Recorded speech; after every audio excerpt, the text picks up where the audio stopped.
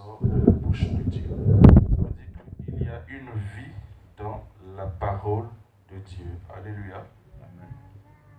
Si l'homme ne vit pas seulement de pain, ça veut dire que dans le pain, il y a la vie. Alléluia. Le pain permet de maintenir la vie. Mais au-delà du pain, il y a la parole de Dieu. Et ce matin, nous allons partager donc la parole que Dieu nous met à cœur. Nous allons prier le Seigneur, Dieu de toute grâce et de toute bonté. Nous savons que ce matin, tu veux encore nous nourrir. Nous prions, Seigneur, que tu nous donnes une oreille attentive, que nos cœurs, Seigneur, soient pleinement connectés à ta pensée ce matin, et que ce que tu nous donnes ce matin puisse nous donner la vie. Au nom puissant de Jésus, nous avons prié. Amen.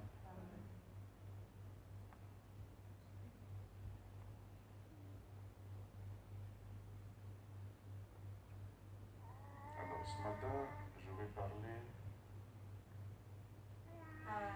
de la vie abondante. Jean chapitre 10.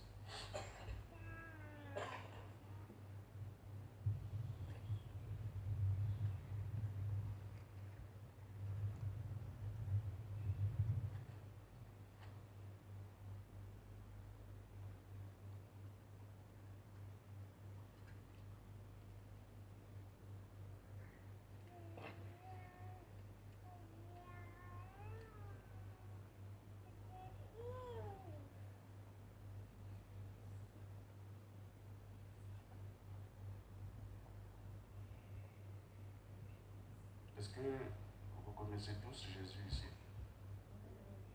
Vous connaissez Jésus? Jésus, c'est qui?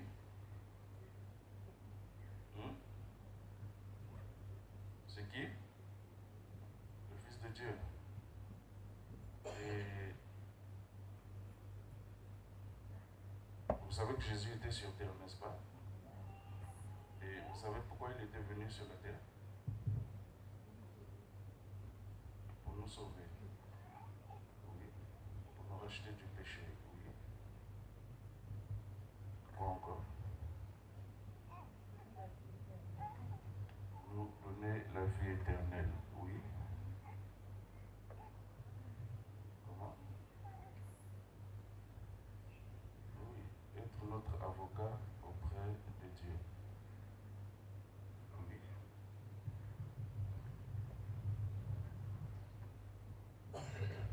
Quoi encore?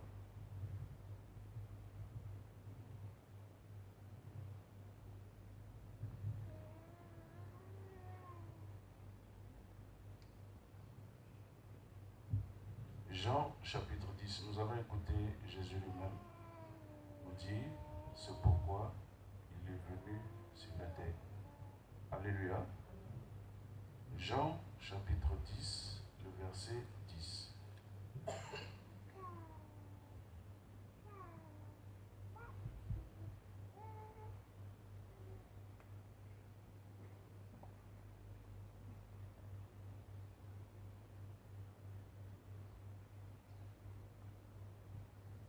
Est-ce qu'on peut avoir un bon lecteur ce matin pour lire ce texte? Le voleur ne vient que pour dérober, égorger et détruire. Moi, je suis venu afin que les brebis aient la vie et qu'elles l'aient même avec abondance. Amen. Vous voyez, ici, c'est Jésus lui-même qui parle, n'est-ce pas? Et ici, il est en train de montrer l'œuvre d'un voleur et son œuvre à lui. Il dit, le voleur, il vient pour détruire, égorger et tuer. Mais moi, je suis venu afin que mes brebis aient la vie et qu'elles l'aient même en abondance. Alléluia. Donc, Jésus est en train de dire, à travers ce texte, que l'un des buts, ou je dirais même le but principal pour lequel il est venu, c'est pour que ces brebis aient la vie et qu'elles aient la vie en abondance. Alléluia. quand il est parlé ici, la vie abondante, nous, chrétiens, nous avons tendance à la limiter juste à la bénédiction matérielle, à la bénédiction physique que nous pouvons avoir de la part de Dieu. Alléluia. C'est pourquoi, quelquefois, il y a des chrétiens qui sont frustrés, qui se fâchent même contre Dieu. Parce que moi, ça m'étonne qu'un chrétien puisse se fâcher contre Dieu. Il dit, je ne vais plus à l'église parce que Dieu, là, depuis un moment que j'attends quelque chose, ça ne vient pas.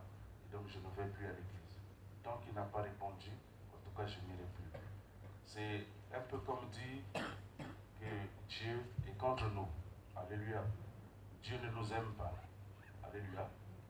Parce que se plaindre de Dieu, ça veut dire que quelque part, on pense que Dieu ne nous aime pas. Ou Dieu est contre nous. Alléluia. Mais or, Dieu ne peut pas être contre nous. Alléluia. Dieu n'est pas notre ennemi. Alléluia. Dieu n'est pas capricieux. Alléluia. Dieu est bon. Et ses bontés sont infinies. Alléluia. Et donc, arrêtez de prier. Arrêtez de venir à l'église. Parce que simplement, on a attendu une bénédiction qui n'est pas arrivée. C'est ne pas connaître Dieu. Alléluia. C'est ne pas connaître Dieu. Parce qu'il a dit ceci. Si vous, mauvais que vous êtes, lorsque un enfant te demande du pain, tu ne lui donnes pas une pierre à la place. Lorsqu'il te demande le poisson, tu ne lui donnes pas du serpent à la place. Tu lui donnes ce qu'il te demande. Si vous, mauvais que vous êtes, vous savez que les hommes ils sont mauvais, n'est-ce pas? Si vous, mauvais que vous êtes, vous savez donner des bonnes choses à vos enfants, à combien plus forte raison, moi, votre Père, dans les cieux, ne vous donnerai-je pas les bonnes choses? Alléluia. Donc, Dieu sait donner les bonnes choses. Dieu n'est pas notre ennemi. La Bible dit, Dieu a tant aimé le monde et il a donné son Fils unique. Alléluia. Il a tant aimé le monde qu'il a donné son Fils unique. Il n'a pas donné son Fils unique pour sauver un héritier. Alléluia. Mais il a donné son Fils unique pour sauver le fils, celui qui était fils du diable. Parce qu'avant que nous ne devenions enfants de Dieu, nous sommes enfants du diable. Alléluia. Alléluia. Alléluia. Est-ce que vous me suivez? Avant que nous ne devenions enfants de Dieu, nous sommes enfants du diable. Jésus était en train de dire aux Juifs, vous faites les œuvres de votre Père. Alléluia. Vous faites les œuvres de votre Père. Il parle de qui? Il parle des Juifs qui ne font pas la volonté de Dieu. Donc ils font la volonté de leur Père qui est le diable. Alléluia. Parce que si vous étiez fils de Dieu, vous serez en train de faire ma volonté. Alléluia. Donc Dieu a tant aimé le monde qu'il a donné son Fils pour aller sauver ceux qui étaient entre les mains du diable, ceux qui étaient sous le gouvernement du diable, ceux qui ne lui appartenaient même pas. Alléluia. Et si quelqu'un peut donner son unique Fils pour sauver quelqu'un qui ne lui appartenait pas, vous pouvez imaginer un peu la dimension de cet amour. Alléluia. Et donc, j'étais en train de dire que nous sommes souvent frustrés, nous nous arrêtons dans notre marche avec Dieu parfois, nous nous plaignons de Dieu, parce que simplement, nous avons limité cette vie abondante à la simple bénédiction matérielle. Alléluia. Et nous pensons que cette vie abondante, et les privée de sacrifice, cette vie abondante, elle nous épargne quelquefois de la souffrance. Et donc, si vraiment la vie abondante nous épargne de la souffrance, ça veut dire que l'apôtre Paul n'a pas connu la vie abondante. Alléluia. Si la vie abondante nous épargne de la souffrance, ça veut dire que Jésus n'avait pas connu la vie abondante. Alléluia. Si la vie abondante nous épargne des épreuves, ça veut dire que Pierre n'avait pas connu la vie abondante. Or, ils sont les premiers qui ont connu la vie abondante. Mais ils sont passés par des épreuves, ils sont passés par des moments difficiles. Mais jamais ils n'ont abandonné Dieu. Alléluia.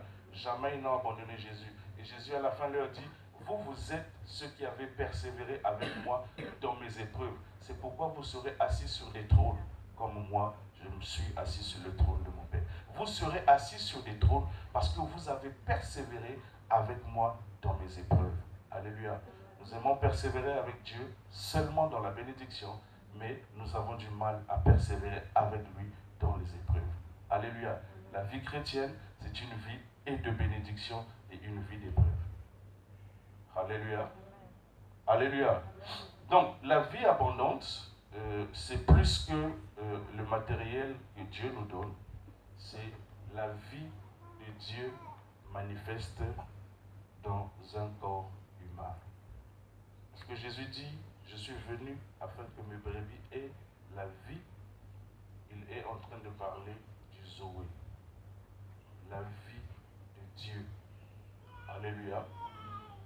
La vie de Dieu. La plénitude de la vie divine manifeste dans un corps humain. C'est ça que Jésus est venu donner aux hommes. La vie de Dieu. Alléluia. Et cette vie, elle se traduit au-dedans de nous par l'amour de Dieu, c'est-à-dire l'amour de Dieu qui nous fait passer de la mort à la vie. Et cette vie également se manifeste à nous par la grâce de Jésus-Christ et par la communication du Saint-Esprit. Dans 2 Corinthiens chapitre 13, le verset 13, vous verrez l'apôtre Paul en train de bénir l'église de Corinthe à travers ces 3 bénédictions. Il dit que l'amour de Dieu, la grâce de Jésus-Christ et la communication du Saint-Esprit soient avec vous. Alléluia. C'est la traduction même de la vie abondante. C'est la manifestation même de la vie abondante. Alléluia. Lorsque la vie abondante est en pleine manifestation, il y a l'amour de Dieu qui affecte ceux qui reçoivent cette vie abondante, c'est-à-dire l'amour de Dieu, il les fait passer de la mort à la vie.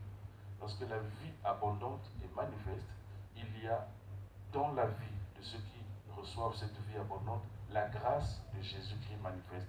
La grâce de Jésus-Christ, c'est celle qui nous donne de servir Jésus-Christ. Alléluia. Lorsque l'apôtre Paul parle de la grâce de Jésus-Christ, on ne parle pas ici de la grâce de Dieu. C'est vrai que dans l'expression, c'est à peu près la même chose, mais la grâce de Jésus-Christ, la grâce de Dieu et la grâce de Jésus-Christ, quelque part, il y a une petite différence. On n'a pas le temps d'en parler ce matin. On aura le temps prochainement, si Dieu le veut, de faire la différence entre la grâce de Dieu et la grâce de Jésus-Christ. Alléluia. Mais la grâce de Jésus-Christ, retenez ce matin, c'est celle qui nous donne de servir Dieu efficacement. Alléluia. Elle nous introduit dans le service. La grâce de Dieu, elle nous introduit dans le salut, mais la grâce de Jésus-Christ nous introduit dans le service. Alléluia. Celui qui en parle, c'est l'apôtre Paul, lui qui était un destructeur de l'Église, parce que l'apôtre Paul était quelqu'un qui croyait en Dieu, mais il était destructeur de l'Église. Alléluia. Il détruisait l'œuvre de Jésus-Christ. Et lorsqu'il a rencontré la grâce de Jésus-Christ, lui qui était un destructeur de l'œuvre de Jésus-Christ, il est devenu un serviteur de Jésus-Christ. Et il a bâti l'œuvre de Jésus-Christ avec efficacité. C'est pourquoi il dit, là où moi j'étais destructeur, aujourd'hui, par la grâce de Dieu, je suis devenu, par la grâce de Jésus, je suis devenu un bâtisseur. Alléluia. Donc la grâce de Jésus, c'est celle qui nous donne de servir Jésus-Christ, mais de servir Jésus-Christ efficacement. Donc lorsque quelqu'un est affecté par la grâce de Jésus, ou lorsque quelqu'un a la vie abondante donc en lui, se manifestant en lui, il est au service de Jésus-Christ et il sert Jésus-Christ efficacement. Alléluia. Alléluia. Et également, lorsque quelqu'un a la vie abondante, on doit voir au-dedans de lui la communication du Saint-Esprit. Et c'est de ça que je voudrais parler ce matin. Alléluia. Donc, la vie abondante, lorsqu'elle se traduit dans la vie de quelqu'un, on y voit l'amour de Dieu manifeste, on y voit la grâce de Jésus-Christ manifeste, et on y voit également la communication de l'Esprit. Alléluia. L'amour de Dieu, c'est ce qui nous fait passer de la mort à la vie. La grâce de Jésus-Christ, c'est ce qui nous donne de servir Jésus-Christ efficacement. Alléluia. Lorsque quelqu'un a la grâce de Jésus-Christ, il sert Jésus-Christ efficacement. C'est pourquoi l'apôtre Paul dit même, j'ai travaillé plus que les autres. Je suis le dernier parmi tous les apôtres qui ont été choisis par Jésus-Christ. Je suis arrivé en dernier, mais j'ai travaillé plus que eux tous. Parce que la grâce était efficace dans ma vie. Alléluia. Donc c'est la grâce de Jésus-Christ qui a permis à l'apôtre Paul d'être un serviteur efficace. Donc lorsque quelqu'un a la vie abondante en lui, on doit voir l'amour de Dieu, on doit voir la grâce de Jésus-Christ et on doit voir également la communication du Saint-Esprit. Alléluia. Et la communication du Saint-Esprit, c'est l'expérience même de la vie divine. C'est-à-dire le Saint-Esprit vient nous donner d'expérimenter au-dedans de nous la vie divine. Alléluia. Alléluia.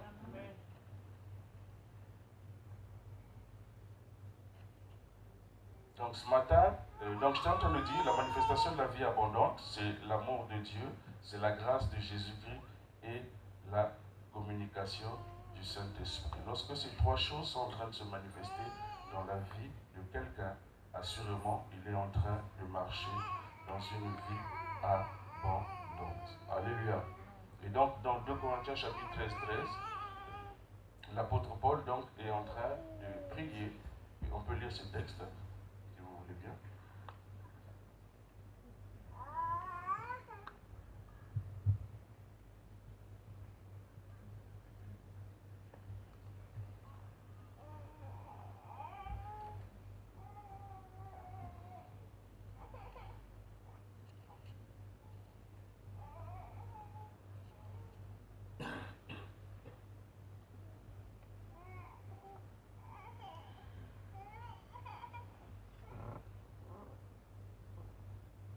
Est-ce que quelqu'un trouve?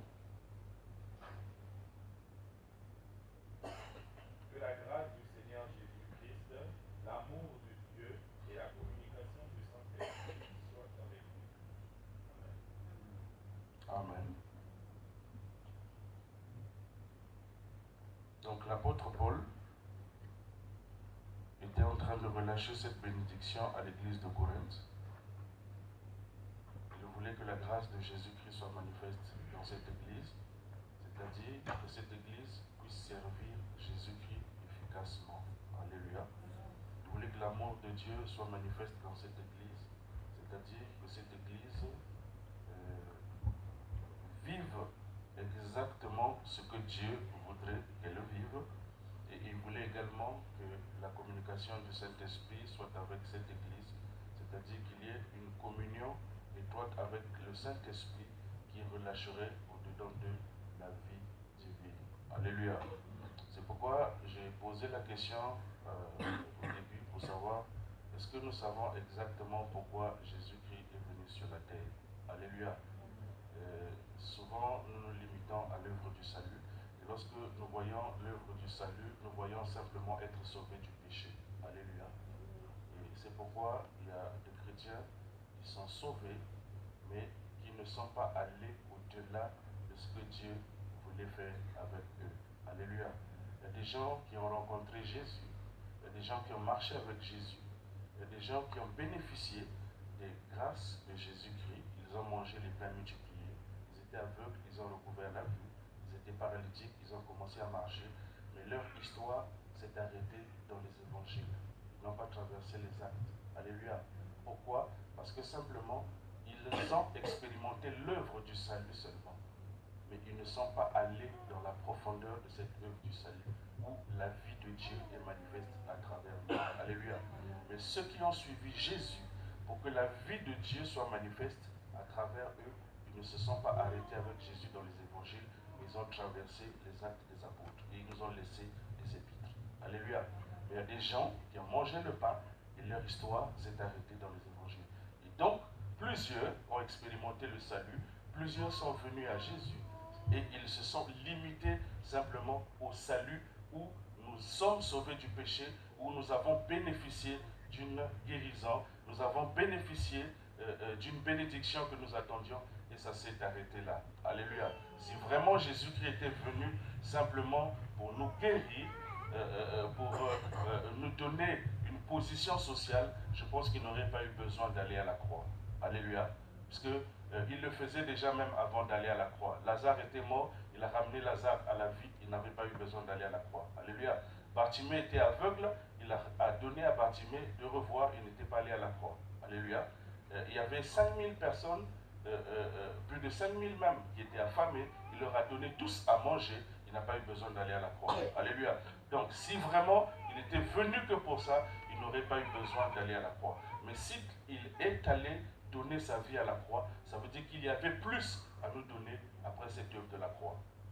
Alléluia. Alléluia. Il y a des choses qu'il a données avant la croix, il y a des choses qu'il a relâchées après la croix. Alléluia.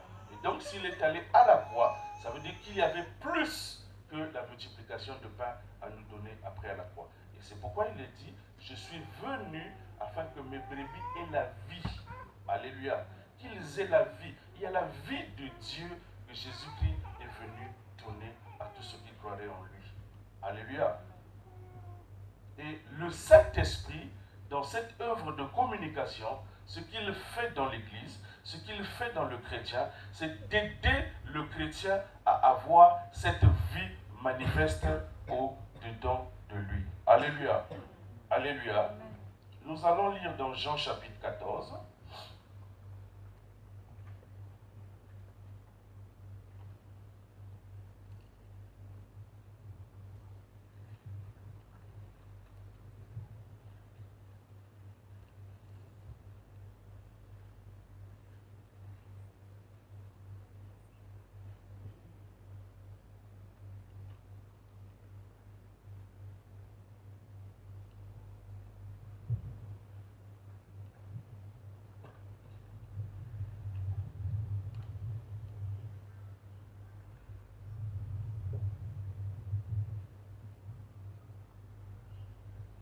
Jean chapitre 14, à partir du verset 15.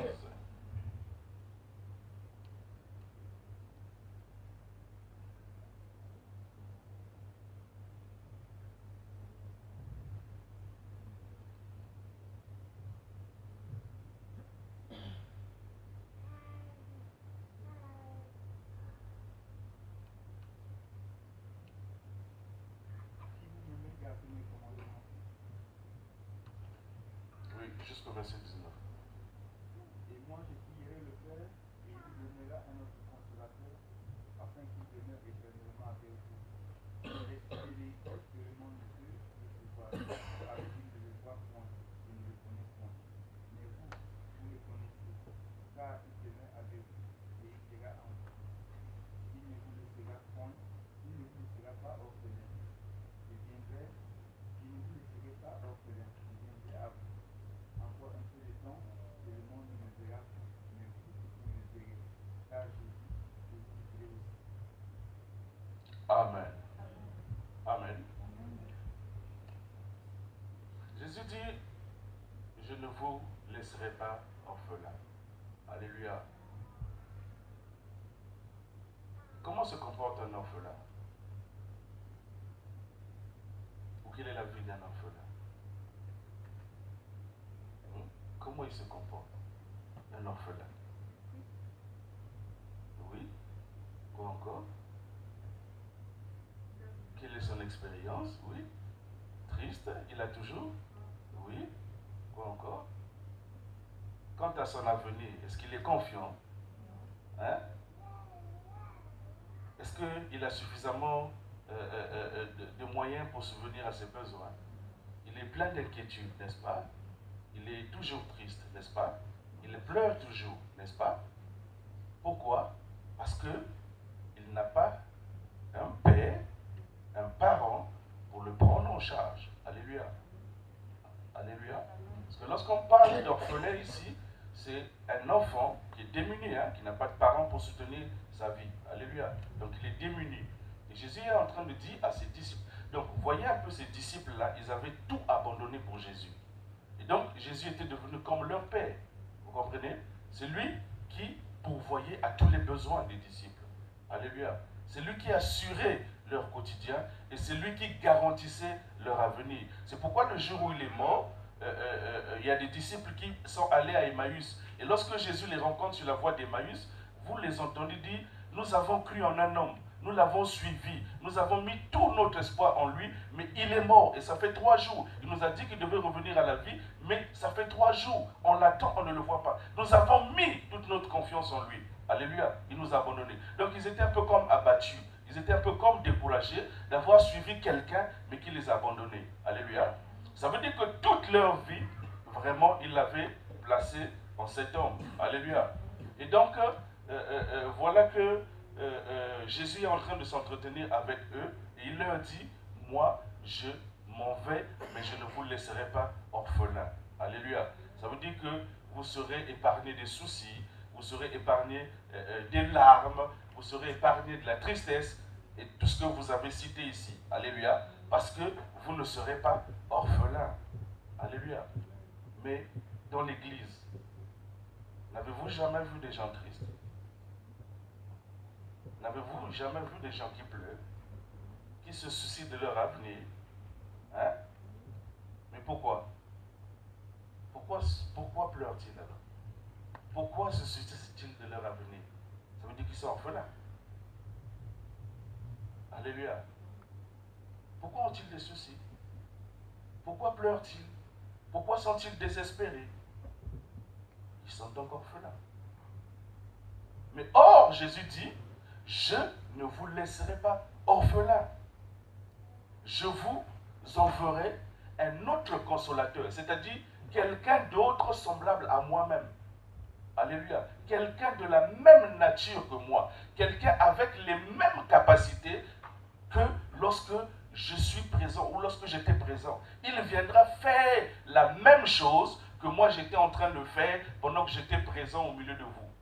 Moi je m'en veux, vous ne me verrez plus. Alléluia. Physiquement, vous ne me verrez plus. Mais je vais vous envoyer quelqu'un d'autre qui sera capable de faire exactement ce que j'étais en train de faire au milieu de vous. Alléluia. Et cette personne-là, c'est le Saint-Esprit. Alléluia. Et il dit ceci, que lorsque lui il viendra, vous vivrez parce que moi je vis. Alléluia. En d'autres termes, Jésus était en train de dire aux disciples, vous ne vivez pas encore. Puisqu'il leur dit, vous vivrez. Ça veut dire qu'ils ne vivaient pas encore, n'est-ce pas?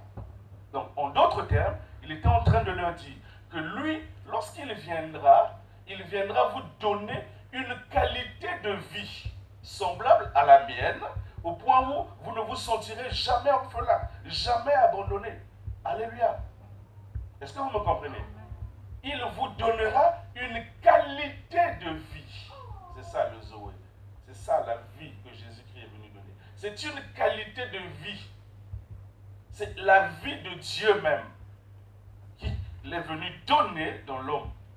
Afin que l'homme puisse vivre sur la terre comme Dieu vit. Vous avez déjà vu Dieu se soucier? Vous avez déjà vu Dieu se lamenter?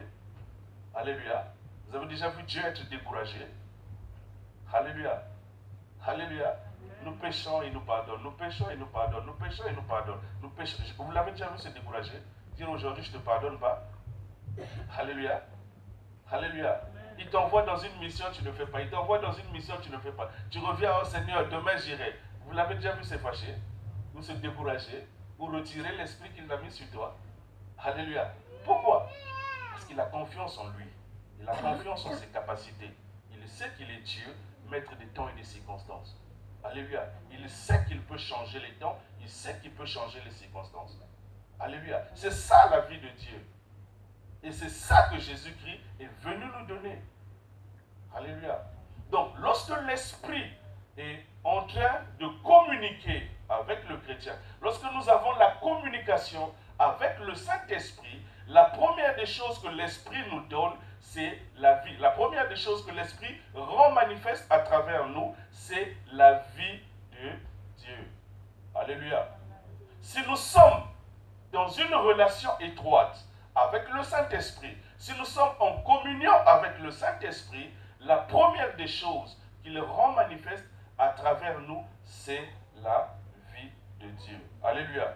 Une vie sans inquiétude, une vie sans crainte quant au futur, quant à l'avenir, parce qu'on sait qui on est, on sait où on va. Alléluia. On sait où il nous a pris, on sait où est-ce qu'il nous emmène.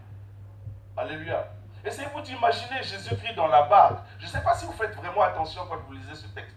Il est dans la barque avec les disciples. Et il y a une tempête forte. Alléluia. La Bible dit que l'eau même était en train de rentrer dans la barque, mais Jésus dort. Alléluia. Alléluia.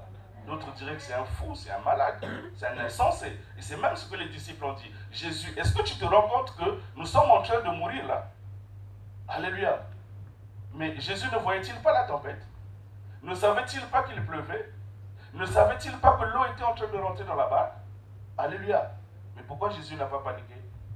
Pourquoi n'a-t-il pas vu la mort? Mais les disciples se sont levés. Ils ont dit, Jésus, nous sommes en train de mourir. Nous sommes en train de mourir. Mais Jésus savait que le Père, qui était là-haut dans les cieux, le Père à qui il appartenait, qu'il avait envoyé vivre sur la terre, ne pouvait pas le laisser là, mourir dans ses eaux. Alléluia. Il savait pourquoi il était venu sur la terre. Il savait que sa vie devait s'arrêter à la croix. Mais ce n'est pas là que ça devait s'arrêter.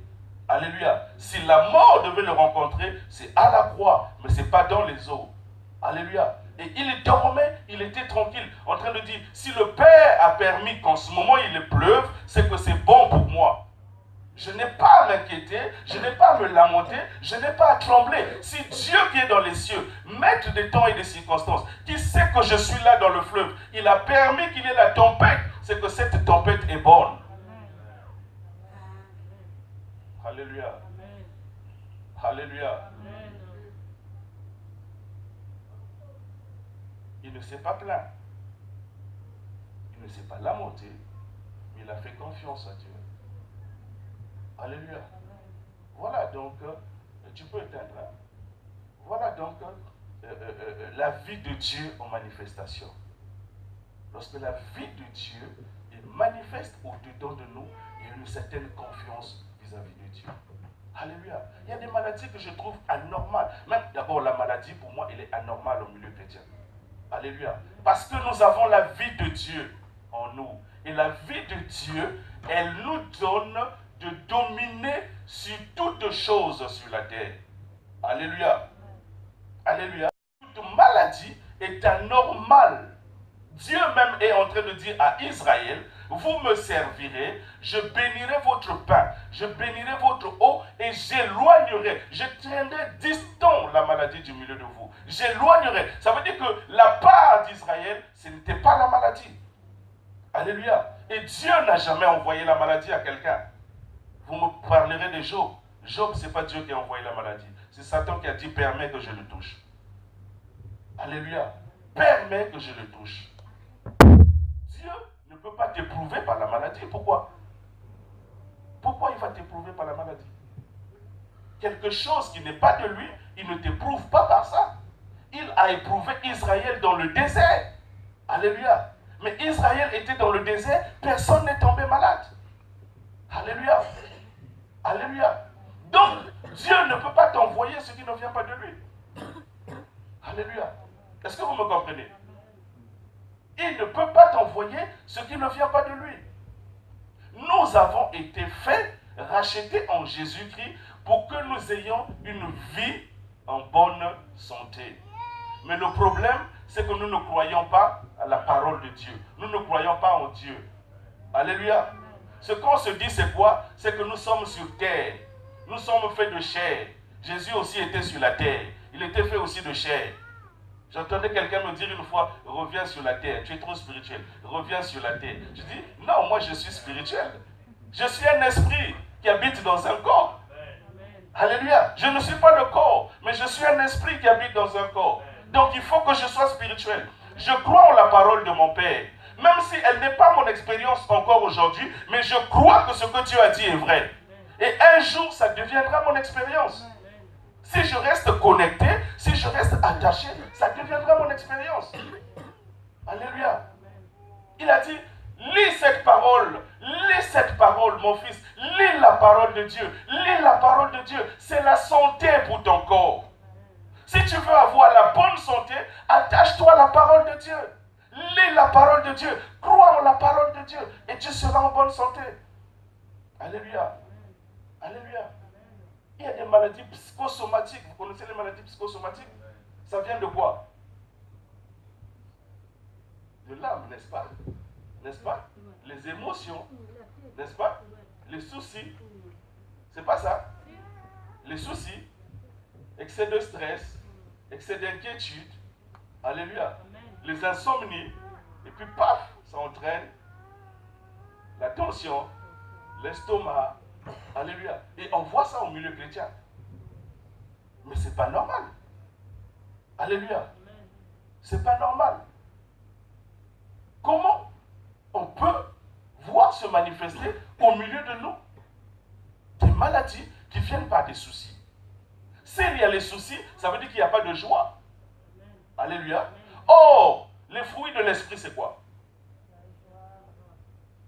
Alléluia. Ça vient de toi? Ça vient de qui? Du Saint-Esprit.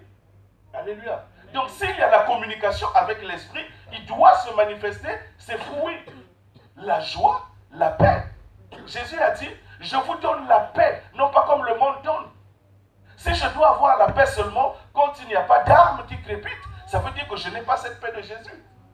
Si je dois avoir la paix seulement lorsque j'ai bien mangé, lorsque je dors dans les bonnes conditions, ça veut dire que je n'ai pas cette paix de Jésus.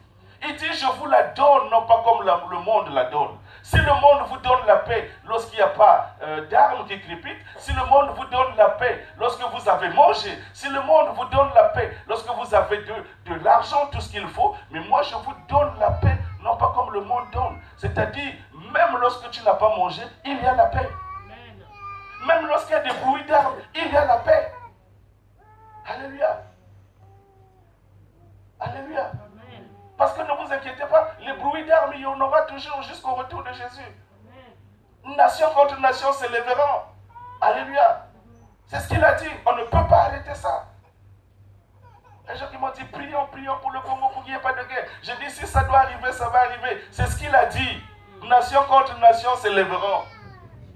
C'est ça le signe de la temps. Arrêter ça, donc c'est arrêter le signe de temps de la fin. Alléluia. Alléluia. Je sais qu'il y a certaines choses qui peuvent venir du diable, on peut arrêter. Mais il y a des signes de temps qu'on ne peut pas arrêter. Il a dit, ça va arriver, ça va arriver. Et donc, si toi tu attends la paix seulement, lorsqu'il n'y aura pas de crise économique dans le monde, ça veut dire que tu ne connaîtras jamais la paix. Parce que la crise économique n'ira qu'en s'empirant. Alléluia. Mais il a dit, je vous donne la paix, non pas comme le monde vous la donne. Je vous donne ma paix. C'est sa paix à lui. Et lorsque tu es en communion avec le Saint-Esprit, ton cœur est débordant de paix. Même si tu ne vois pas l'avenir, mais tu sais que tu es fils de Dieu. Tu sais que tu es un prince. Tu sais que tu es un roi. Et ta finalité à toi, c'est le trône. Alléluia. Alléluia. Ta finalité à toi, c'est le trône. Lorsqu'un prince est en train d'être élevé dans le palais, on lui dit que tu es le futur roi. Donc sa finalité à lui, c'est le trône. Et ma finalité à moi, c'est le trône. C'est la domination, c'est la royauté. Ce n'est pas la France qui me donne cet avenir. Ce n'est pas les États-Unis qui me donnent cet avenir. Mais c'est mon Père qui me donne cet avenir. C'est le roi des rois. Il ne m'a pas introduit dans Paris, mais il m'a introduit dans le royaume. Son royaume à lui. Alléluia. Je peux vivre en France, je peux vivre au Congo, je peux vivre, je ne sais pas, en Syrie, mais je suis dans le royaume. Et je ne subis pas ce qui se passe en Syrie, je ne subis pas ce qui se passe en France, mais je suis appelé à subir le royaume. C'est pourquoi Jésus pouvait dire à Pilate, lorsque Pilate lui a dit, moi je te pose une question, tu ne me réponds pas, tu ne sais pas que j'ai le pouvoir de te libérer ou de te faire condamner. Il a dit, Pilate, attention, tu n'as aucun pouvoir sur moi, sinon que celui que mon Père te donne. Si mon Père t'autorise à me condamner, tu vas me condamner. Mais si mon Père ne t'autorise pas, tu ne me condamneras pas. Je ne subis pas le gouvernement de Pilate, mais je subis le gouvernement de mon Père Céleste. Alléluia. Voilà la vie qu'il est venu nous donner.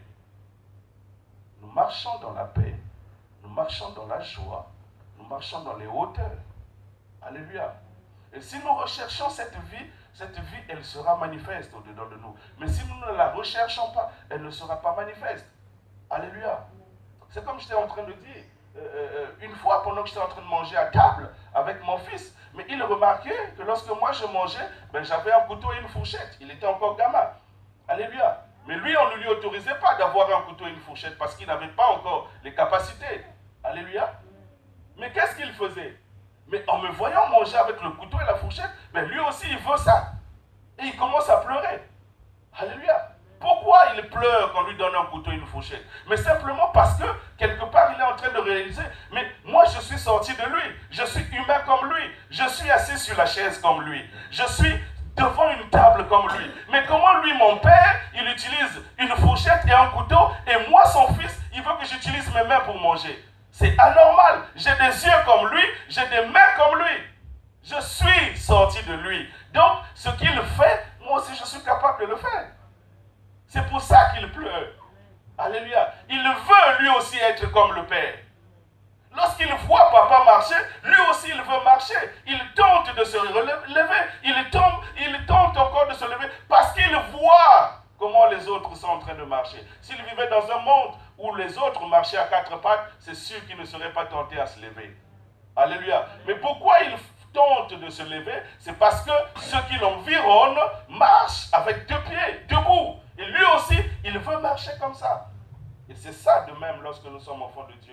Nous devons nous focaliser sur notre Père, fixer le regard sur lui, regarder comment il est, comment il vit et chercher à vivre comme lui. C'est pour ça que Jésus-Christ est venu. C'est pour que nous puissions voir comment vit un fils, comment marche un fils, comment agit un fils. Alléluia. Il est venu nous donner la vie de Dieu pour que nous puissions vivre comme lui. Alléluia. Et cette vie est disponible au-dedans de nous par la communication du Saint-Esprit. Donc nous avons besoin que l'Esprit de Dieu nous communique cela régulièrement pour que notre vie puisse quitter la bassesse, aller vers les hauteurs. Alléluia. Alléluia. Ce n'est pas la vie d'un animal que Jésus est venu nous donner. Ce n'est pas la vie d'un homme. Nous avions déjà cette vie. Et il est venu nous donner la vie de Dieu. C'est pourquoi il a dit à ses disciples, vous me verrez. Même si je ne serai plus visible au monde, mais vous me verrez. Parce que vous vivrez comme moi je vis. Alléluia. Vous ne vivrez plus comme ceux du monde, mais vous vivrez comme moi. Vous aurez la même vie que moi et nous serons toujours en relation. Alléluia.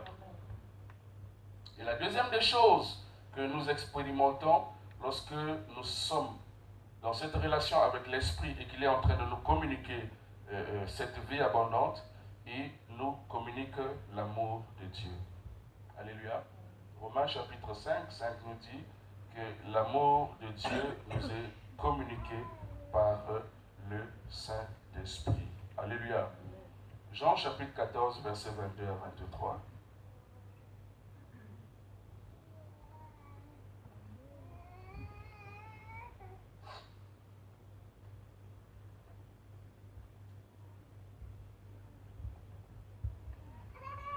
Donc ce matin, je ne suis pas en train de m'adresser à des humains, mais je suis en train de m'adresser à des dieux. Alléluia. Alléluia. Je suis en train de m'adresser non pas à des humains, mais je suis en train de m'adresser à des dieux. Si tu as l'Esprit de Dieu au-dedans de toi, si tu as l'Esprit du Fils au-dedans de toi, c'est que tu es Dieu comme le Fils était Dieu, ou comme le Fils est Dieu. Alléluia. Jésus est venu nous donner sa vie. Il est venu nous donner sa vie. Il était fils unique. Il est devenu premier-né. Alléluia. Pourquoi il est devenu premier-né? Parce qu'après lui, il y a des frères. Et ces frères, c'est toi et moi. Il n'est plus fils unique, mais il est le premier-né d'entre les morts. Parce qu'après lui, il devait y avoir d'autres qui devaient naître d'entre les morts. avec la nature de Dieu au-dedans d'eux. Nous ne comprenons pas cela. C'est pourquoi nous vivons moins la divinité. Nous vivons plus l'humain. Alléluia. Parce que nous laissons beaucoup plus influencer par le monde dans lequel nous sommes. Nous nous laissons plus influencer par les circonstances et les événements que nous subissons. Alléluia. Alléluia. Nous avons beaucoup plus conscience de notre monde physique et nous avons moins conscience du monde spirituel. Alléluia. Si nous avions confiance, si nous avons conscience du monde spirituel, assurément, nous aurions fait beaucoup plus d'exploits que nous les faisons aujourd'hui. C'est parce que Jésus-Christ avait conscience qu'il venait d'en haut, qu'il était né d'en haut, qu'il était fils de Dieu, que sur la terre, il a réalisé autant d'exploits qui nous font du bien jusqu'aujourd'hui. Alléluia. Nous pouvons changer notre monde. Nous sommes appelés à influencer notre monde. Mais nous serons capables d'influencer notre monde lorsque nous serons prêts à relâcher le divin qu'il y a en nous. Alléluia. Lorsque nous serons prêts à relâcher le divin qu'il y a en nous, nous serons prêts à transformer notre monde. Alléluia. C'est très très important de comprendre ces choses. Nous ne sommes pas des humains, mais nous sommes des dieux. Psaume 82 dit, j'ai dit que vous êtes des dieux, cependant vous mourrez comme de simples hommes. Pourtant j'ai dit que vous êtes des dieux, mais vous mourrez comme de simples hommes. Pourquoi vous mourrez comme de simples hommes? Parce que vous n'avez pas pris conscience que vous êtes des dieux. Alléluia. Il y a l'esprit de Dieu en nous. Ce n'est pas l'esprit d'un homme, c'est l'esprit de Dieu. Alléluia. Et parce qu'il y a l'esprit de Dieu en nous, nous devenons différents. Pourquoi mon enfant est humain? Parce qu'il y a l'esprit de l'homme en lui.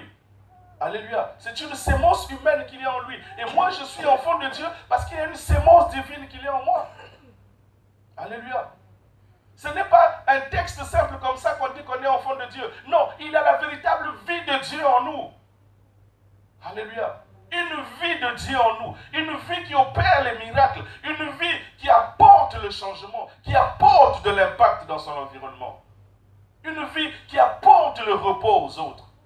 C'est la vie de Dieu qu'il y a en nous. Et nous devons en être conscients. C'est pour ça que Jésus-Christ est venu dans le monde. C'est pour que la vie de Dieu soit manifeste à travers nous. Soit manifeste au-dedans de nous. Que nous soyons en train de vivre comme les dieux vivent.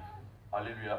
Vous savez, les anges, la Bible dit que lorsque les anges ont appris cela, ils ont cherché à plonger leur regard pour comprendre ce qui devait se passer sur la terre. Parce que les anges n'ont pas la vie de Dieu en eux. Ils ne sont pas fils de Dieu. Alléluia. Auquel des anges a-t-il déjà dit que tu es mon fils? Aucun ange n'est fils de Dieu. Mais vous voyez comment les anges font des exploits. Alléluia.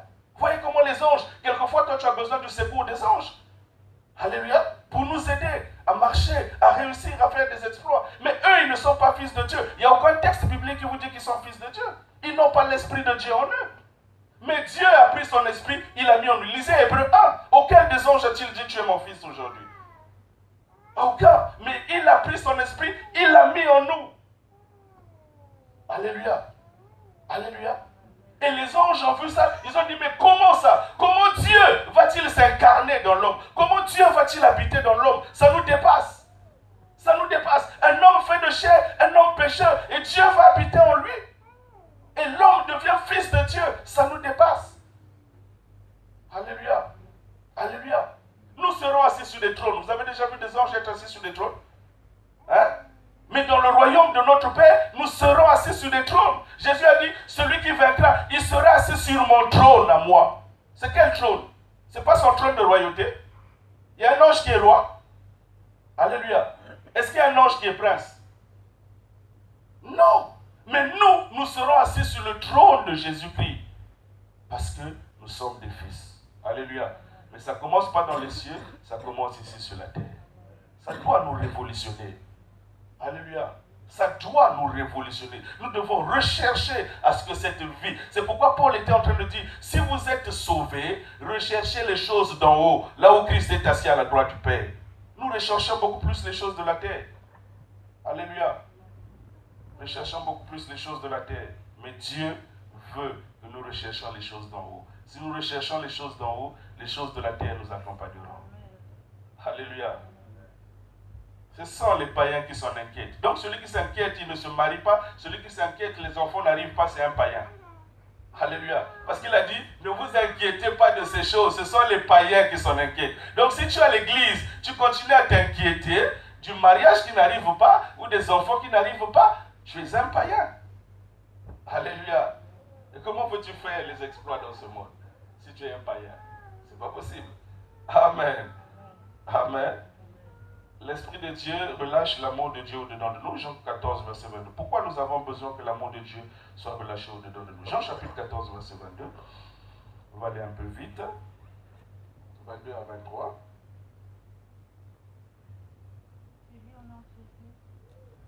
Jude, non pas Iscariote, lui dit, Seigneur, d'où vient que tu feras connaître à nous et non au monde?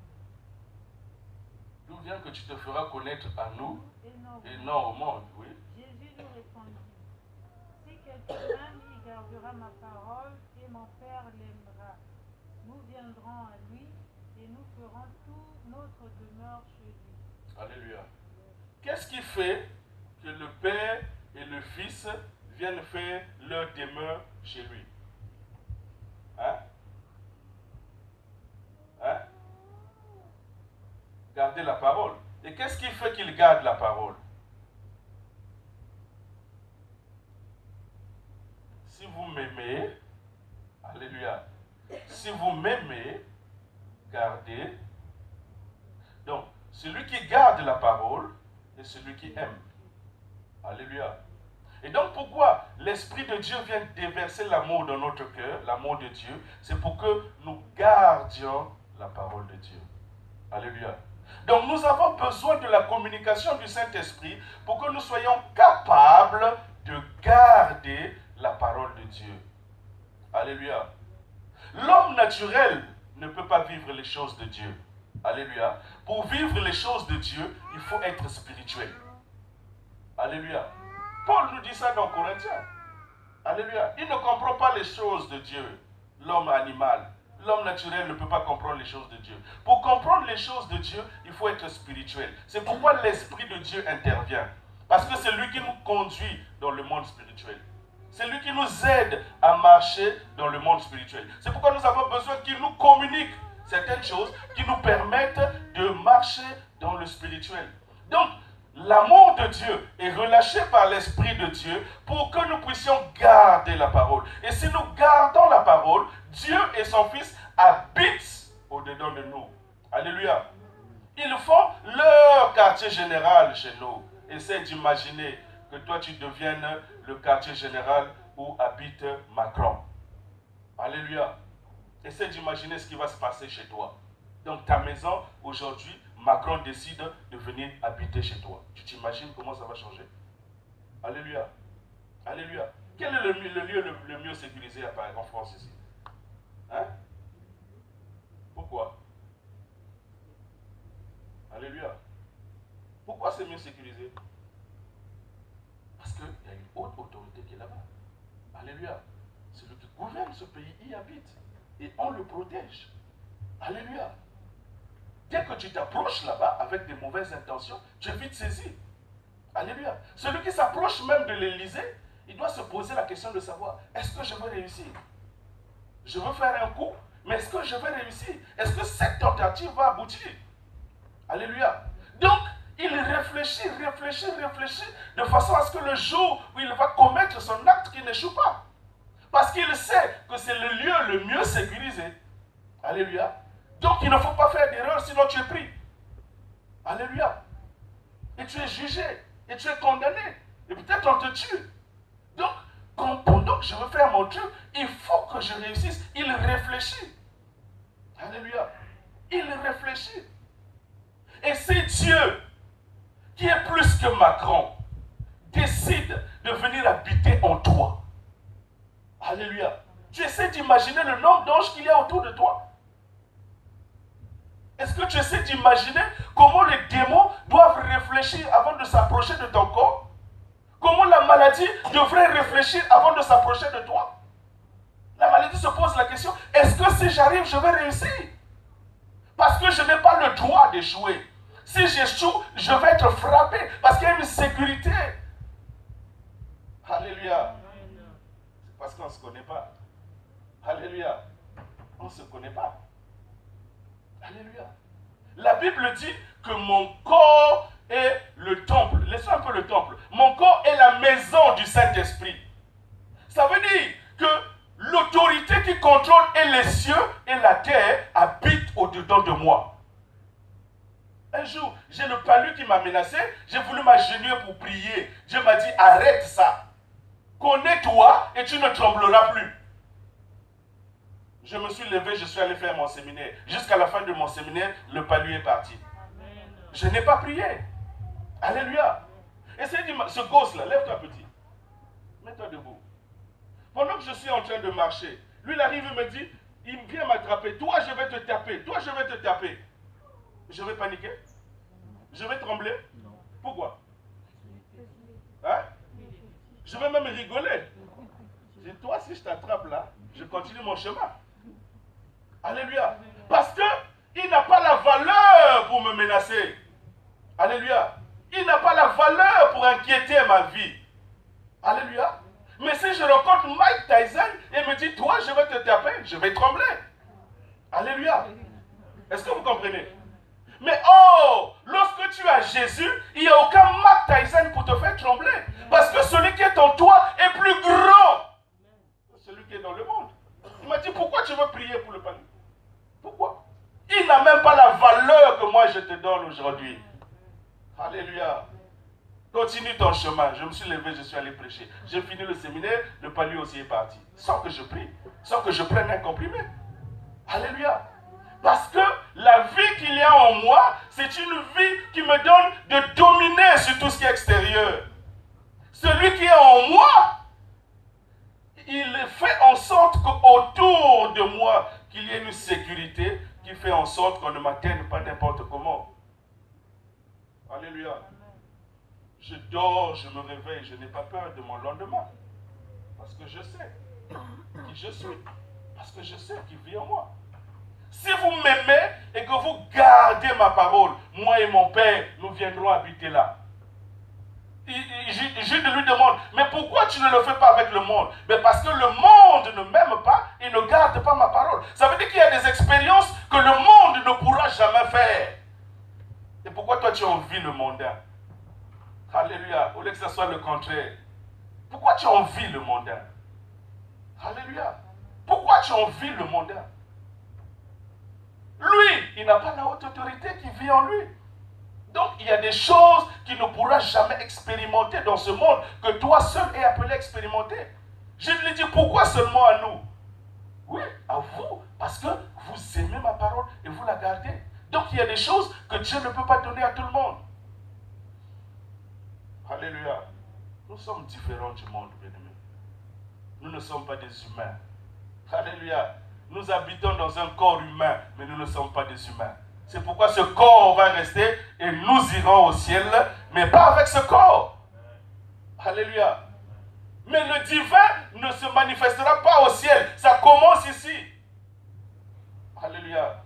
Marchons pour relâcher le divin. Et c'est ça que Jésus-Christ est venu nous donner. Une autre des choses,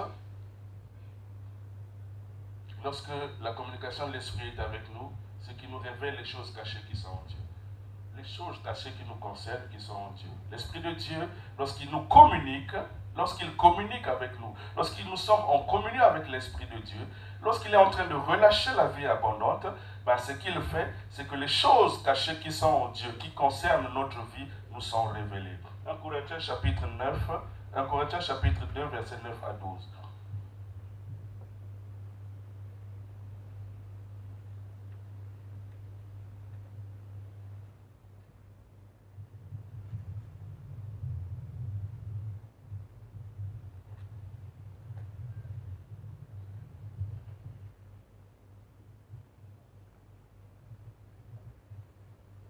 Corinthiens chapitre 2, verset 9 à 12.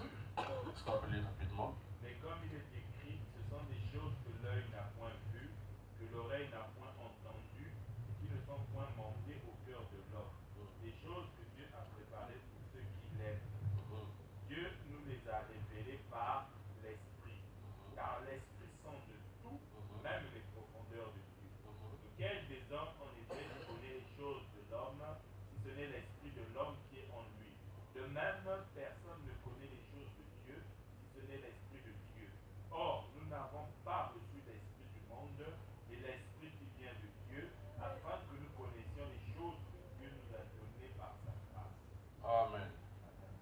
sont des choses que l'œil n'a point vues, que l'oreille n'a point entendues, qui ne sont pas montées au cœur de l'homme, mais que l'Esprit révèle à ceux qui aiment Dieu. Alléluia. Donc, il y a certaines choses que tout le monde ne peut pas connaître, mais que Dieu te révélera à toi seul. Alléluia. Les choses qui concernent ta vie, les choses qui concernent ton futur, les choses qui concernent ton lendemain, il y a certaines choses, Dieu les révélera à toi seul. Il y a des choses que l'oreille ne pourra pas entendre, que l'œil ne pourra pas voir, mais préparées, qui sont cachées en Dieu. Mais l'Esprit vient pour te révéler ces choses afin de te permettre de progresser. Alléluia. Alléluia. Il y a un Dieu qui révèle les secrets. Et lorsqu'il te révèle les secrets, avec ces secrets, ça te donne de progresser. Alléluia. La Bible dit dans le livre de Daniel qu'un jour, Daniel faisait partie de ceux qui étaient conseillers du roi, dans Daniel chapitre 2, il faisait partie des conseillers du roi, et donc il était parmi les magiciens, ceux qui permettaient au roi de comprendre un peu l'avenir, d'interpréter certaines choses, certains événements, avec la sagesse qu'ils avaient. Alléluia. Et donc, le roi avait fait un songe, et le roi, lorsqu'il s'est réveillé au matin, il a oublié le songe. Il n'avait pas compris aussi ce que c'était que ce songe. Alléluia. Et donc, il a appelé tous ces magiciens, il pose la question aux magiciens. J'ai fait un songe, mais je n'ai pas trouvé l'interprétation. Non, d'abord, j'ai perdu ce songe, je ne m'en rappelle plus, et je ne sais même pas ce que ça voulait dire. Alors, je vous demande à vous qui êtes sages, à vous qui êtes magiciens, vous qui consultez les astres, essayez un peu de consulter ces astres pour qu'ils vous disent quel était ce songe et quelle en est l'interprétation. Alléluia. Et les sages ont dit, roi, c'est impossible. Et aucun roi sur la terre ne peut demander une telle chose à ces sages.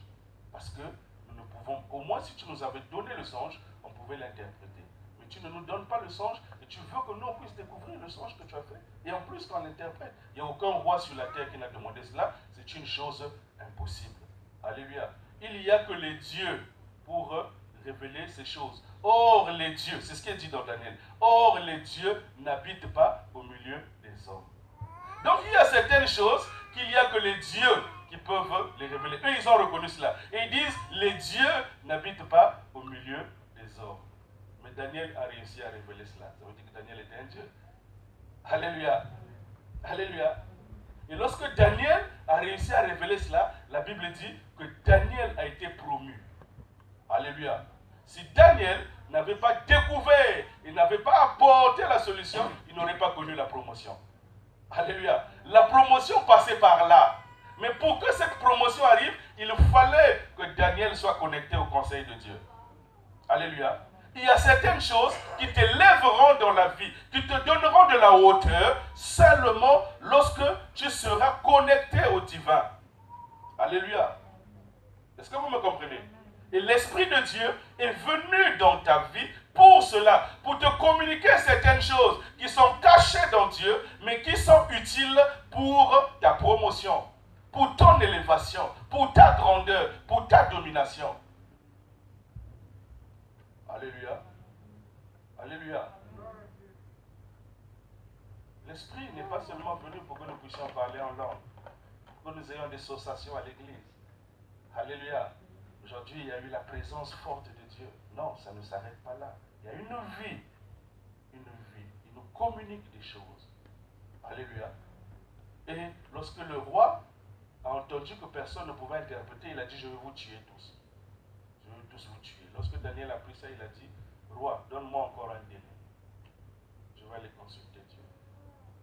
Il a dit, la Bible dit qu'il est allé prier, il est venu vers le roi. Il a dit au roi, il y a un Dieu qui révèle les secrets. Et ce Dieu m'a révélé les secrets. Voici ton songe et voici l'explication. Le roi est tombé à genoux au pied de Daniel. Alléluia. Le roi est tombé à genoux au pied de Daniel. Parce que Daniel lui a apporté la révélation de choses cachées. Alléluia. Il y a des choses qui sont cachées qui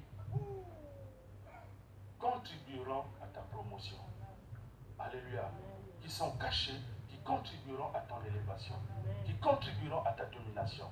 Mais Dieu les révélera à toi si tu sais aller chercher dans la communion avec le Saint-Esprit. Alléluia. Amen.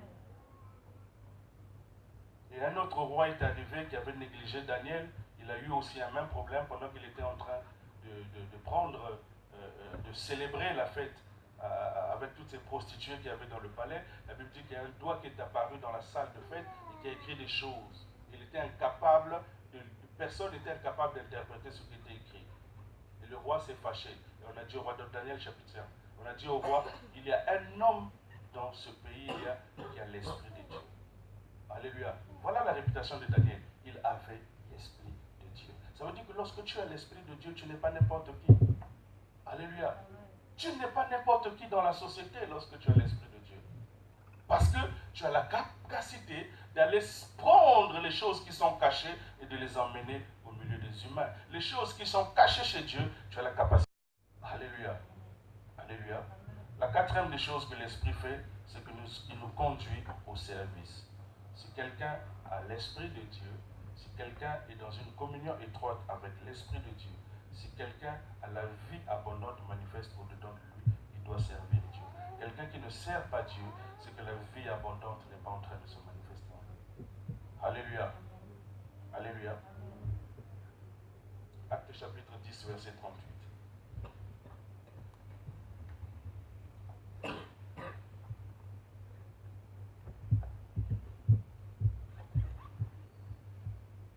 Donc, l'Esprit de Dieu doit comprendre que le Saint-Esprit est un esprit de service. Alléluia. C'est un esprit travailleur, ce n'est pas un esprit paresseux. C'est l'esprit qui travaille pour rendre manifeste les choses de Dieu au milieu des hommes, pour bénir l'humanité, pour sauver l'humanité. Et si quelqu'un a l'Esprit de Dieu, si quelqu'un a la vie abondante manifeste au travers de lui, on doit le voir en train de servir Dieu. Acte chapitre 10, verset 38.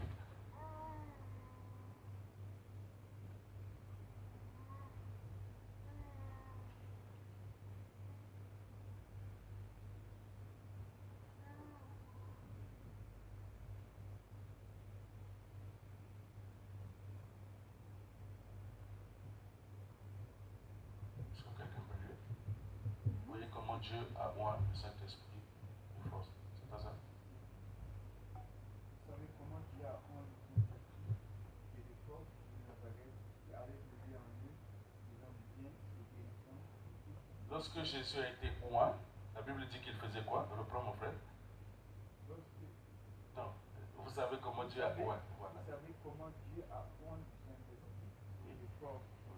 Jésus de Nazareth allait de lieu en lieu, faisant du bien et guérissant tous ceux qui étaient sous l'emprise du diable, car Dieu était avec lui. Okay. Donc, lorsque l'Esprit de Dieu est venu sur Jésus-Christ, Jésus a commencé à faire quoi? Alléluia. Il a commencé à aller de lieu en lieu, n'est-ce pas? Faisant du bien. Alléluia. Guérissant-les. Alléluia. Libérant-les. Pourquoi était-il en train de le faire? Alléluia. Avant que l'Esprit de Dieu ne vienne sur lui, dans Luc chapitre 3, vous l'avez entendu quelque part en train de guérir les malades? Hein? De 0 à 30 ans, avant qu'il ne soit baptisé, que l'Esprit ne vienne sur lui. Vous avez vu Jésus en train de guérir les malades? Vous avez vu Jésus en train de libérer les captifs? Non, n'est-ce pas? Alléluia. Mais lorsque l'Esprit est venu sur lui, qu'est-ce qu'il a commencé à faire? À aller de lieu en lieu, à faire du bien. Alléluia. Donc, qu'est-ce qui lui a donné la capacité de faire du bien? Est-ce que c'est parce qu'il était Dieu? Hein? C'est parce qu'il est né d'une vierge? C'est parce qu'il n'a pas eu de père humain? Hein? Qu'est-ce qui lui a donné cette capacité? Et toi, tu as quoi? Tu as quoi? Est-ce que tu vas de lieu en lieu? Est-ce que tu guéris les malades? Est-ce que tu fais du bien aux hommes? Alléluia. Oh, la vie abondante, c'est la manifestation de ça. Alléluia. Alléluia. Si la vie abondante est manifeste à travers de nous, ben on doit aller de lieu en lieu, guérir les malades, faire du bien aux hommes, libérer les captifs. Ce n'est pas seulement donné aux pasteurs, ce n'est pas seulement donné aux apôtres, mais c'est donné à chaque personne qui a le Saint-Esprit. Alléluia. Voici les miracles qui accompagneront qui? Au mon nom, ils feront quoi? Ils feront quoi encore? Ils feront quoi encore? Ils feront quoi encore? Ils parleront de nouvelles langues. C'est pas ça? Ça, nous savons le faire. Hein? Parler de nouvelles langues. Ça, vraiment, on peut commencer du matin jusqu'au soir. Karaba, shaka, taraba. Ça, vraiment, nous allons le faire. Mais chasser les démons, là, on tremble. On dit ça, c'est pas pour nous. Ça, c'est pour le pasteur. Guérir les malades, là, on dit non, ça, c'est pas pour nous. La Bible dit, ils imposeront les mains aux malades. Est-ce que c'est les pasteurs? Hein? C'est tous ceux qui auront. Alléluia. Parce que celui qui croit, l'Esprit de Dieu arrive en lui pour relâcher la vie abondante. Alléluia. Mais dès qu'il y a un malade à la maison, pasteur, on ne veut même pas que le pasteur dort. Alléluia. Dans ce plat, j'étais malade, le pasteur n'est pas venu prier pour mon enfant. Mais la Bible dit, voici les miracles qui accompagneront ceux qui auront cru. Donc tu peux poser aussi la main à l'enfant. Alléluia. Alléluia. Amen. Donc, la vie que Dieu nous a donnée, dans Joël chapitre 2, verset 28, la Bible dit ceci, dans les derniers jours, je répandrai mon esprit sur toute chair. Alléluia. Sur combien de personnes? Sur combien de personnes? Et qu'est-ce qui va se passer? Vos fils et vos filles, vos jeunes gens, vos vieillards, personne n'est épargné là. Hein? Les jeunes, les vieillards, tout le monde, normalement, devrait être dans les derniers jours en train de manifester le divin. Alléluia. Même les serviteurs et les servantes. Donc les domestiques à la maison là, même les serviteurs et les servantes, je répandrai mon esprit et ils seront en train de manifester le divin. Alléluia. Les prophètes étaient les hommes les plus recherchés en Israël. Pourquoi? Parce qu'ils manifestaient le divin. Et pourquoi ils manifestaient le divin? Parce qu'ils avaient l'Esprit de Dieu sur eux. Alléluia. Et si nous avons l'Esprit de Dieu, nous devons être les hommes les plus recherchés sur la terre. Alléluia. Est-ce que c'est ça que tu veux être? Est-ce que tu crois que c'est cela ta vie? Alors on va se lever ce matin, on va prier le Seigneur.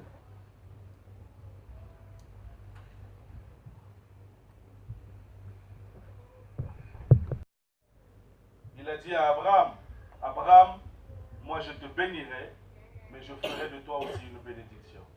Je ne me limiterai pas seulement à te bénir, mais je ferai de toi une source de bénédiction.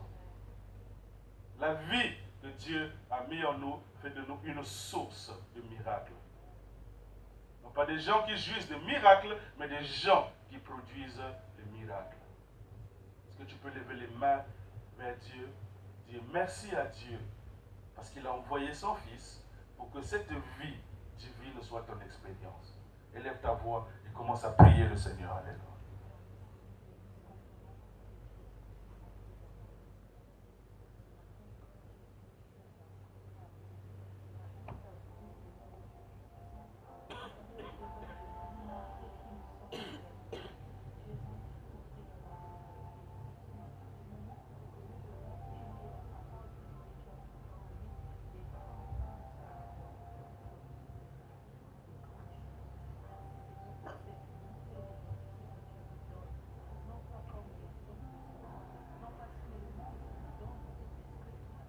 Là où les magiciens ont tremblé, les magiciens ont dit c'est impossible au roi de faire cela. Daniel a dit que c'était possible.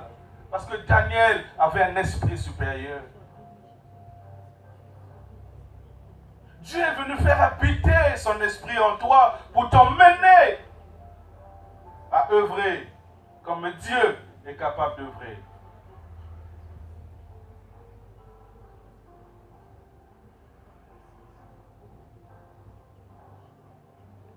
Dieu est venu par son Fils Jésus-Christ relâcher la vie abondante en nous pour que nous puissions œuvrer comme lui, pour que nous puissions opérer comme lui, pour que nous puissions vivre sur la terre comme lui.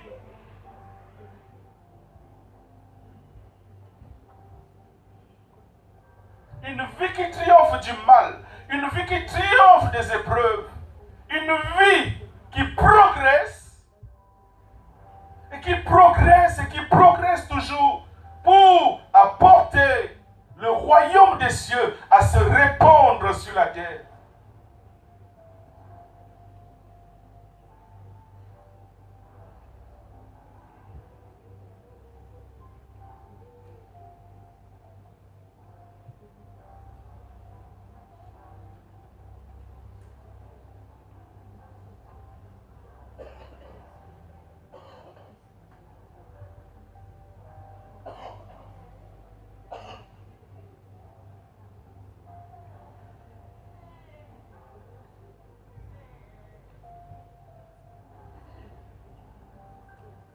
ne sommes pas appelés à subir les événements.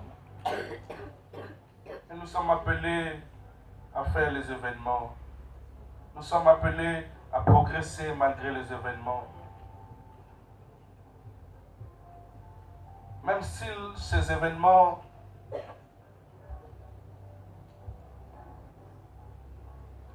viennent devant nous à contre-courant, nous pouvons aller de l'avant. Jésus a dit aux disciples, pourquoi vous inquiétez-vous? Pourquoi avez-vous peur, homme de peu de foi? Si vous saviez qui vous étiez, vous ne serez pas en train de trembler. La vie de Dieu est une vie de progrès. C'est une vie de victoire. Et Dieu nous a donné cette vie. Et lorsqu'elle est manifeste, elle nous rend amoureux de Dieu. Lorsqu'elle est manifeste, elle nous donne de servir Dieu. Lorsqu'elle est manifeste, elle nous donne de connaître les choses cachées qui sont utiles pour notre avancée. Alors tu vas prier Dieu maintenant. Tu vas demander à Dieu que cette vie soit manifeste de façon à ce que tu sois capable de le servir. Que tu le serves efficacement. Que tu sois capable d'aller là où il veut que tu ailles. Que tu sois capable de faire ce qu'il veut que tu fasses. Lorsqu'elle est manifeste, elle nous donne de servir Dieu. Quels que soient les temps, quels que soient les événements, quel que soit ce que nous sommes en train de subir, lorsqu'elle est manifeste, elle nous donne de servir Dieu. Même lorsque Jésus était rejeté, il a continué à servir Dieu. Même lorsqu'il a été critiqué, il a continué à servir Dieu. Parce que la vie de Dieu était manifeste en lui. L'apôtre Paul a été lapidé, il a continué à servir Dieu. Parce que la vie de Dieu était manifeste en lui. Parce qu'elle est manifeste, elle nous donne de servir Dieu. Tu vas prier, Seigneur, que ta vie soit manifeste au-dedans de nous et qu'elle me donne de te servir. Qu'elle soit manifeste au-dedans de moi et qu'elle me donne de garder ta parole. De garder ta parole et de marcher toujours conformément à ta parole. Car lorsqu'elle est manifeste, elle nous donne d'aimer Dieu. Et lorsque nous aimons Dieu, nous gardons sa parole. Élève ta voix et prie le Seigneur. Alléluia.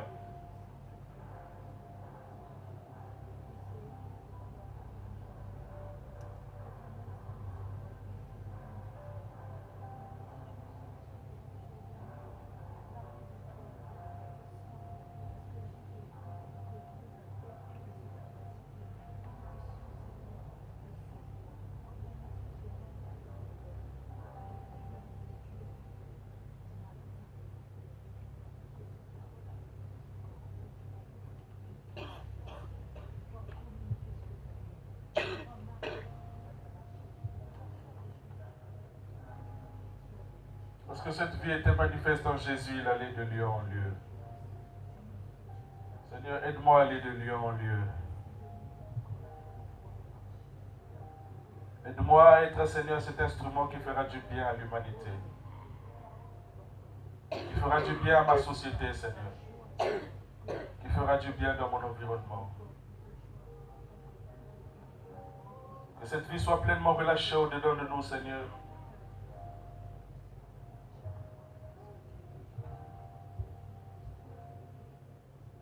En sorte que nous soyons très attachés à ta parole, que nous croyons en ta parole, que notre style de vie soit conforme à ta parole, que notre vie soit alignée à ta parole, que nous allions où tu veux, Seigneur, et que nous fassions ce que tu veux.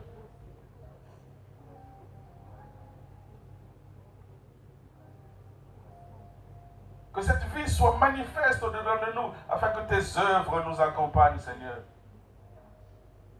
Et que les hommes soient capables de dire, les dieux sous la forme humaine sont arrivés jusqu'à nous.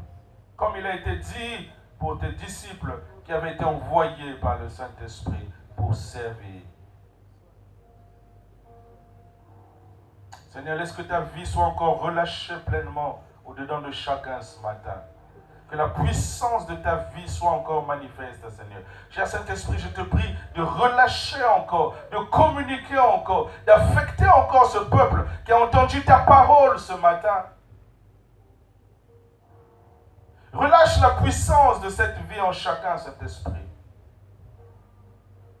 Ouvre les les cieux ouvrent l'entendement de chacun. Donne-nous d'être conscients qu'il y a la vie de Dieu au-dedans de nous. Une vie qui mérite d'être relâchée, qui mérite d'être manifestée.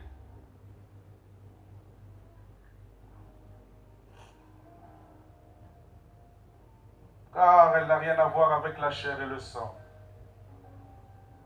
Car la Bible dit que ceux qui sont en Christ, ils sont nés non de la chair et du sang, mais ils sont nés de la volonté de Dieu. Ils sont nés de l'Esprit de Dieu.